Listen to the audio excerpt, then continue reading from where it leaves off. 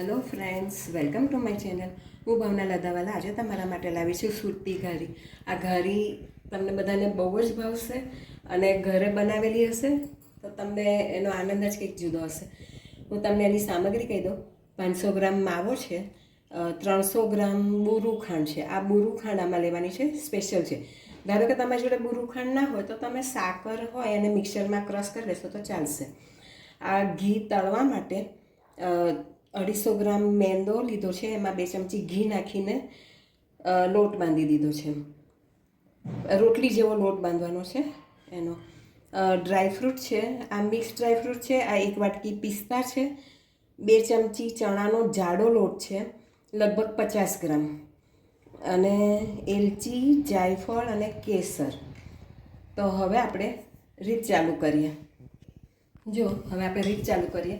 મેં પિસ્તા અને ડ્રાયફ્રૂટ બધું મિક્સ એ બધું ક્રશ કરી દીધું છે ચીલી કટરમાં. હવે એક કઢાઈમાં 2 ચમચી ઘી લીધું છે. એમાં આપણે 50 ગ્રામ જેટલો ચણાનો જાડો લોટ લે એને શેકી કાઢવાનો છે.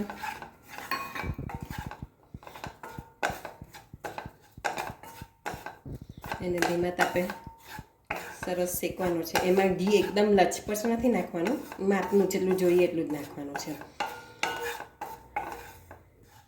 આ 2 મિનિટ સરસ શેકાઈ જાય પછી હું તમને બતાડું. જુઓ, આપણો ચણાનો લોટ સરસ શેકાઈ ગયો છે અને ઘી પણ છૂટું પડી ગયું છે, કલર પણ ચેન્જ થઈ ગયો છે. તો હવે આપણે એને એક કઢાઈમાં કાઢી દઈશું.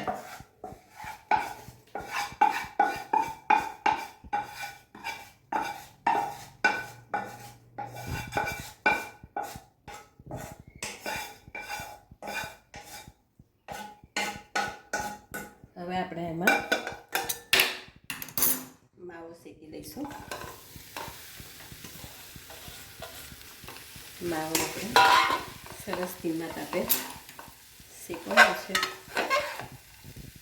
સહેજ ગુલાબી રંગનો થાય ત્યાં સુધી એ શેકાઈ જાય એટલે હું બતાડું તમને.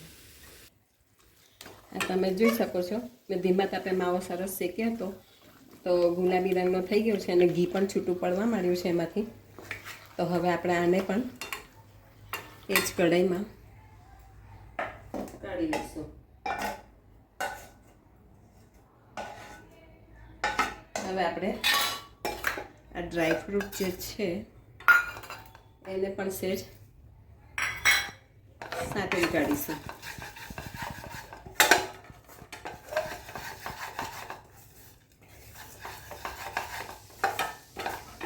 બરાબર 2 મિનિટ સહેજ શેકવાના છે.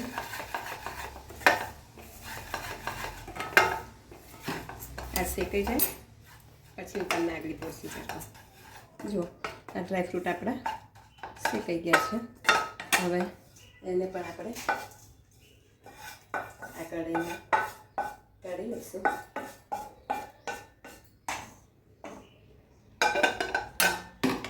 પછી એમાં આપણે આ બુરુ ખાંડ જે છે એ નાખી દઈશું. 300 ગ્રામ જેટલી બુરુ ખાંડ લીધી છે, એલચી પાવડર, જાયફળ પાવડર અને કેસર. આ બધું નાખીને આપણે સરસ મિક્સ કરી દેવાનું છે. આ બધું મિક્સ થઈ જાય પછી હું તમને બતાવું. આ જુઓ, મેં બધું પૂરણ મિક્સ કરી દીધું બરાબર. પછી તો હાથથી જ કરી લીધું સરસ. અને પછી એને આવી રીતના કોઈ પણ એક મોલ્ડમાં ભરીને આ બધા તૈયાર કરી દેવાના છે. આ બધા તૈયાર થઈ જાય પછી એને કેમના ભરવાના અને તળવાના એ પછી હું તમને બતાડું. જુઓ, હવે આપણે એક એક નાનું નાનું ગુલ્લું લઈને એને વણી કાઢવાની છે. આને એકદમ પાતળી વણવાની છે. આવી રીતના પાતળી વણી કાઢીને પછી એક આજે આપણે તૈયાર કર્યા છે એ લોહું મૂકીને અને આવી રીતના કચોરીની જેમ ભરીને પછી સહેજ આમ ટ્વિસ્ટ કરીને પછી જે એક્સ્ટ્રા હોય એ બધું કાઢી લેવાનું છે. અને પછી એને સ્ટોક કર આવી રીતના દબાઈને પછી આમ ઘારીનો શેપ આપી દેવાનો છે. આવી રીતના મેં બધી તૈયાર કરી દીધી છે. હવે આને તળવાની કેમની એ હું તમને બતાડું. આને ડાયરેક્ટ નથી તળવાની, કારણ કે આને વ્હાઈટ જ રાખવાની છે. એટલે આ ઘી ગરમ કરી દીધું છે. પછી એને આવી રીતના જારી ઉપર મૂકીને એના ઉપર ગરમ ગરમ ચમચીથી તેલ રેડવાનું, ઘી રેડવાનું છે આમાં.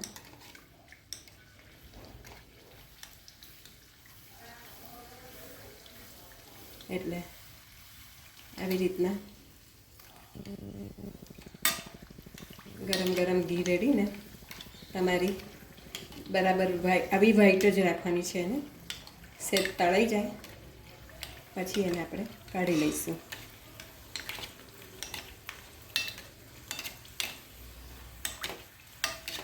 આ ગરમ ગરમ ઘી ચમચીથી આના પર નાખવાનું છે. જુઓ હવે સહેજ ગુલાબી રંગની થઈ ગઈ છે. એટલે હવે આપણે એને કાઢી લઈશું. હું બધી ઘારી આવી રીતના તળી લઉં પછી તમને બતાડું.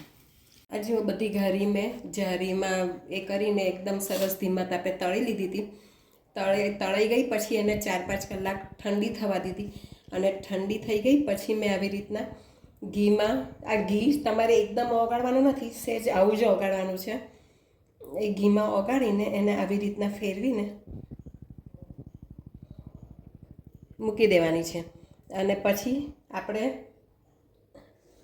એમાં પિસ્તા અને કેસરથી સજાવવાનું છે.